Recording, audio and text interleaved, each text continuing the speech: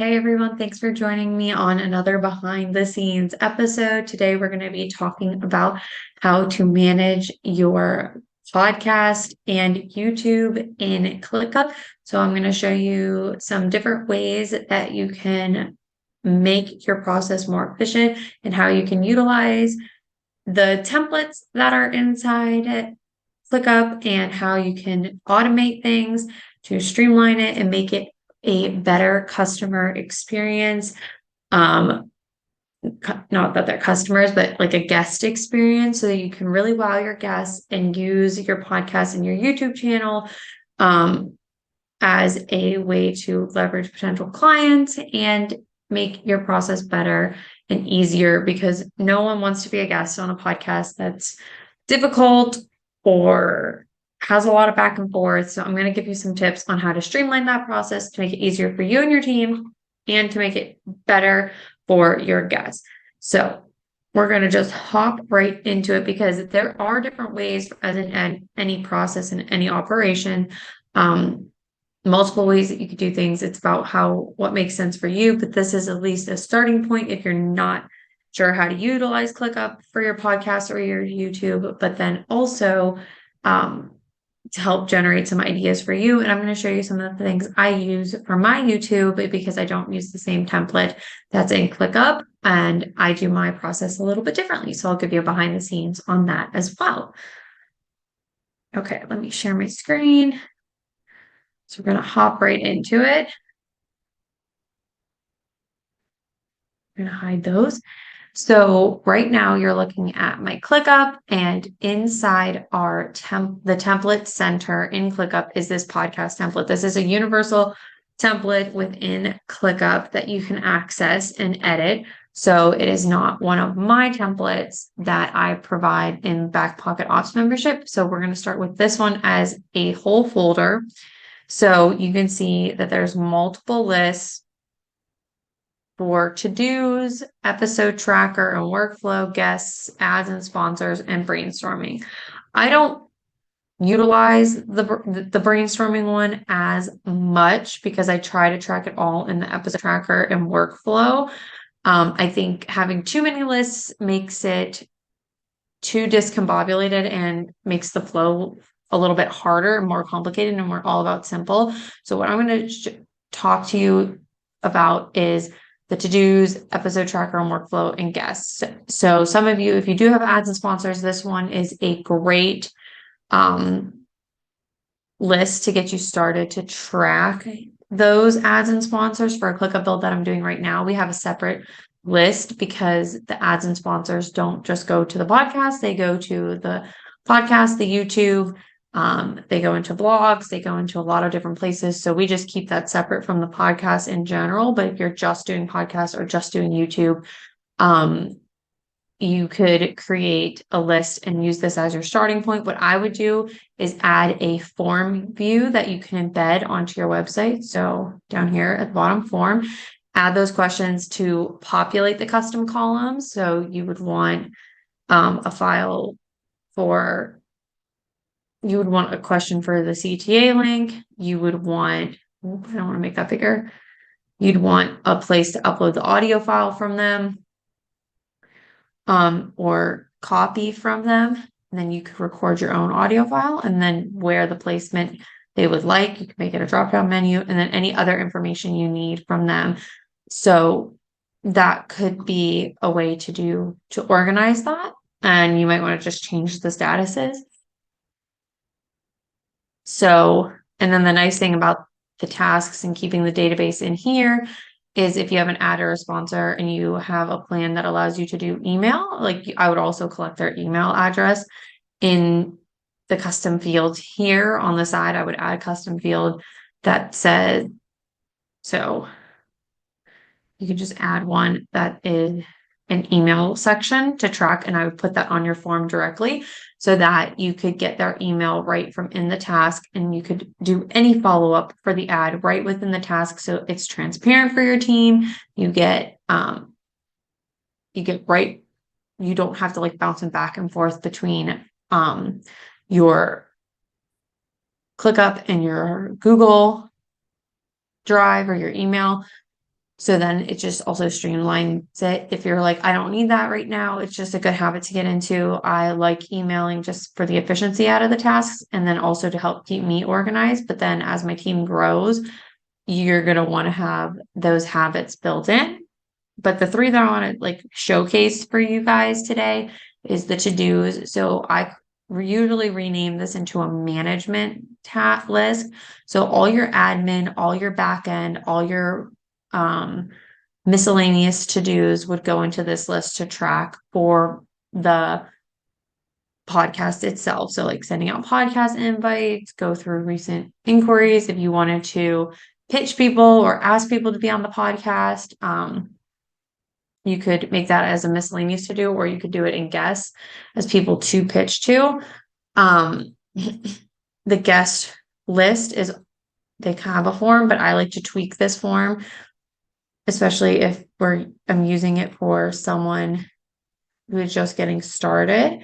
So obviously tweak it to guest inquiry. I embed this on a website from my website, which you'll see for my YouTube channel. I'll show you my form. I have two of them, and I embed them onto a page on my website so the URL is easy, and it also drives traffic back to my website so that you get those, get the views, you get the SEO, all that fun stuff. So the point of having the form is so that we can assign it to team members and review the application and where is it going to save to. And you want to use a task template to help save time. So any steps that go in after, I would create a task template for that as well. So things that you might need to add or want to add to this form. So like this is a really good starting point, but there might be other questions that you want to ask. So to do that, you would just add a custom field. And usually it's going to be a text long area, or maybe it's going to be short text, or maybe it is, you want to add a date you'd want this to go live by. Those are just examples.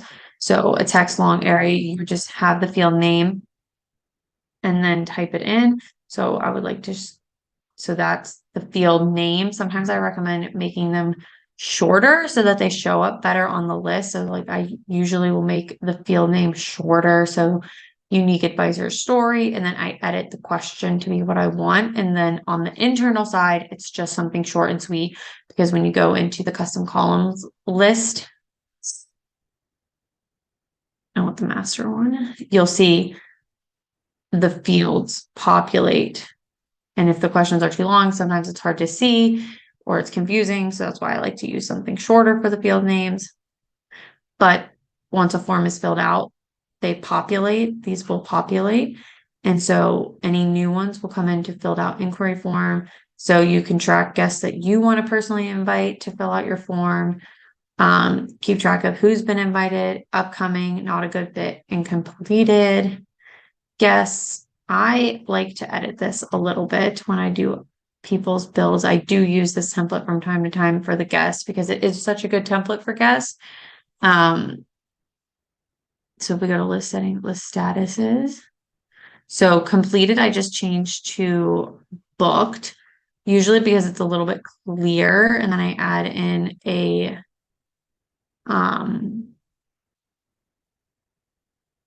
yeah, so I usually just do booked guests, and then I do an automation that will vote and status changes from any to a specific status. When we want completed, which I would change it to booked, confirm, and then where is it? Duplicate. And then I would add it to go to the episode tracker so that then that guest task will duplicate all the information and it will populate so that I know I need to schedule that guest into the episode production. So if you have solo episodes and guest episodes and you want to keep them separate, that's how you do it. So that this becomes then your, and then in that list, we would apply a template whenever a task is created. And we'll get to that in a second, but we want to make sure that this is then a database of just the guests, and you can come back and refer to this. It makes it easy for all the information to live. Once it's ready to publish, this is where the episode tracker and the workflow would come into play. And why I said the brainstorming one is just, it makes it too much. I would just combine these usually. So like an idea or like a script stage, I would just add those statuses into here for your personal solo episode. So list statuses, I would change this to idea or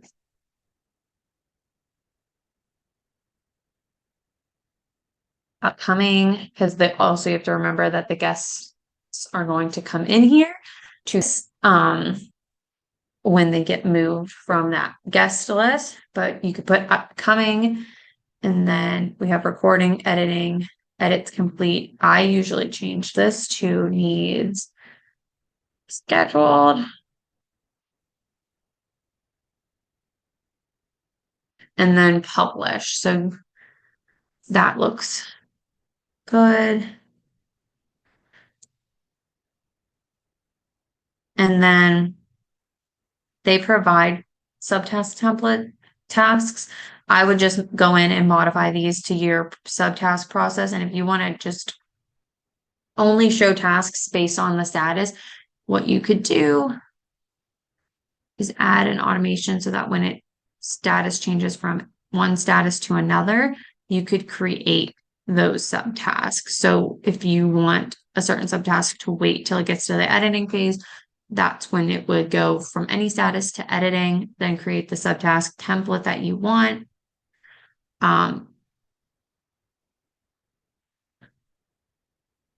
And to set this up, you wouldn't click, you don't want to click that parent task. It's just go to the task that is being generated. And if you have a template for a subtask, you could pick it. But if you don't, you could set it up as is right here. But I'm just showing you that. I don't know why this keeps getting in the way. So I think there's already 2 automations, so we can look at those. So you just want to make sure you look at these because you might not want these applied. So this is saying that when the status changes, create a subtask to send the guest a thank you email. And when the episode release date custom field arrives, the status will automatically change to publish. So you want to just make sure you decide if you want to keep those or edit them based on your process. But it is nice to be able to keep track of the release date versus the due date, the episode number, what season you're on, or what season it's planned for. The link docs are great for the show notes. I like keeping those in Google because it makes it easier to write, proof, and co-work. I would just change this if it's not applicable. And I normally don't have them. My clients don't really track the Zoom meeting link inside of here. They track it in the Google Calendar. But we do like adding the raw audio, the edited audio link, graphics, and then the live episode and notes. And then for me, whenever something goes to publish, that's when we are going to take it and go put it into our content calendar. So that's where the next like handoff would be. So if I open up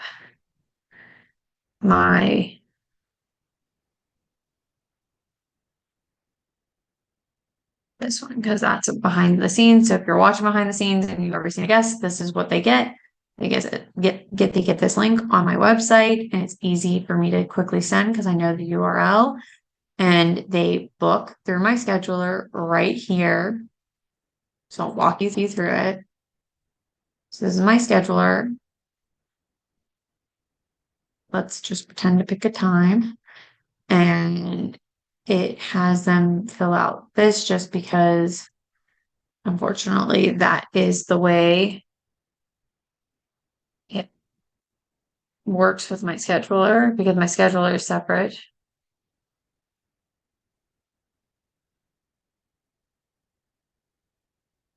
Which I'm gonna have to go back and delete this, but that's okay. But then it redirects. So I have it set up so that it redirects to the ClickUp form because sometimes they just want to book their time slot and they'll come back to this form. So that's why I like keeping it separate so that they can save this or just do it at a later date so that they fill out this form, which then goes into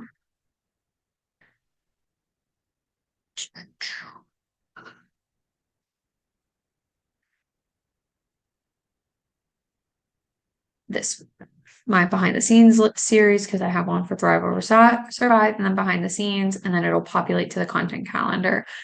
So I have a little bit simpler of a flow in a list because up until a couple of weeks ago, we've been doing the YouTube series a lot different, but now it's shifting to more of this podcast style. And I don't need to keep track of episode numbers or seasons. And I actually just upload the footage right to ClickUp. And then my assistant will take the raw footage that I use and put it to Google or into our Google Drive folder. So you can see like that's where this populates is back here. And I have just like a way more simple setup, but once it goes to promo, it will go into the content calendar. I schedule it out on the content calendar and plan out content around that. And we create subtasks there with creating a reel, creating promo, sending the emails and the thank yous. So it's very similar to the podcast style, but it's just a little bit different because I don't have a podcast, but some people, they do have a podcast and a YouTube. That's why the podcast folder is a little bit nicer and easier to follow. Sorry, it's not my template. Because there's more management involved, especially when it has the guests and the episode tracker. In making sure you have the thumbnails and the show notes. So we do ours very similar to that, but we track them more in our content calendar than we do in the guest list. So that's how I have it set up for mine. And then the templates that I use to help with my clients getting set up, but we tweak them and personalize them and then automate them based on their process. And then we save those, like in the episode tracker, we'll save the subtask as a task template. So we go through and tweak all of these based on their process and add the instructions, add in any checklists. I also like to number them because you can see that they get out of order and then it kind of gets confusing for team members. And I will also assign the subtasks to the appropriate team members. And then what I would do then is go up here and save as a template. And I would just say podcast production episode so that we would save it and then automate once a new task is created if it's not ready. When a task is created and you can select the sources. So if it's created by an automation, a form, a user, templates or duplicated tasks, imports, API, integrations, Chrome extension, email. So those are all the ways you can get a task into ClickUp. And I like to make sure I keep them all checked, but you might not want to keep them all checked depending on your process. We would apply a template.